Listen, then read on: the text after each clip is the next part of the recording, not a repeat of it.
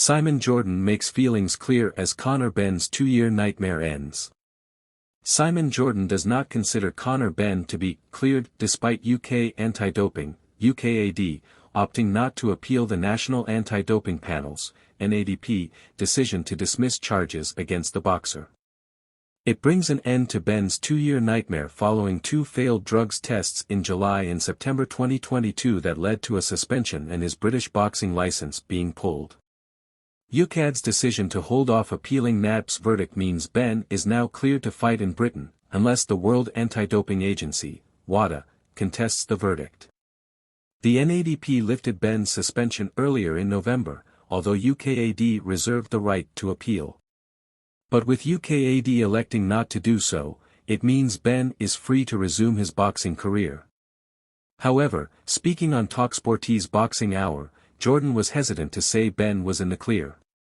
"I don't consider Conor to be cleared," Jordan said. "The terminology of cleared is very different from the fact he is now able to fight. There are 2 different terminologies. One is that you failed 2 drugs tests.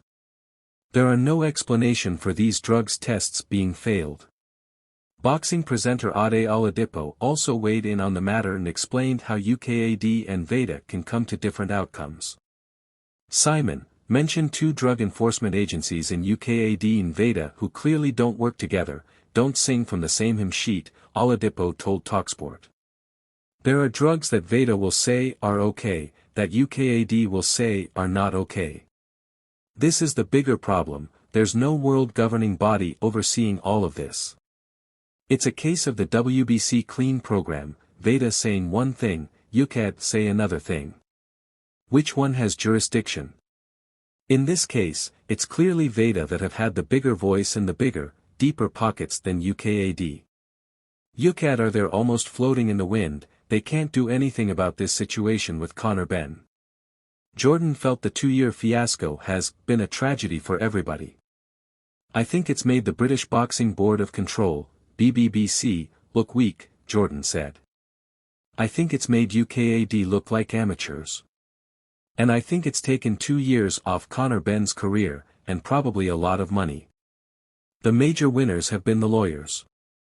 With Benn now eligible to fight in Britain once more, attention quickly focuses towards who will be his next opponent.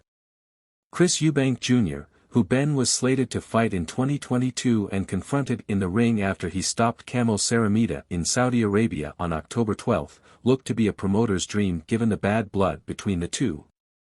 However, Benn told TalkSport's Gareth A. Davies he will be going down a different road, at least for now, that we're in talks with Barrios for the WBC world title, and if there is anything that is going to make me pick over the Eubank fight it would be the WBC world title, Benn said. But Benn has most certainly not forgotten about Eubank Jr., who is in advanced negotiations to fight WBA middleweight champion Erislandy Lara. "I want to smash his head in," Benn said. "Personally, that is the reality. I know a lot of people aren't going to like that, but that is the reality. You don't rub salt into my wounds, never kick a man when he is down.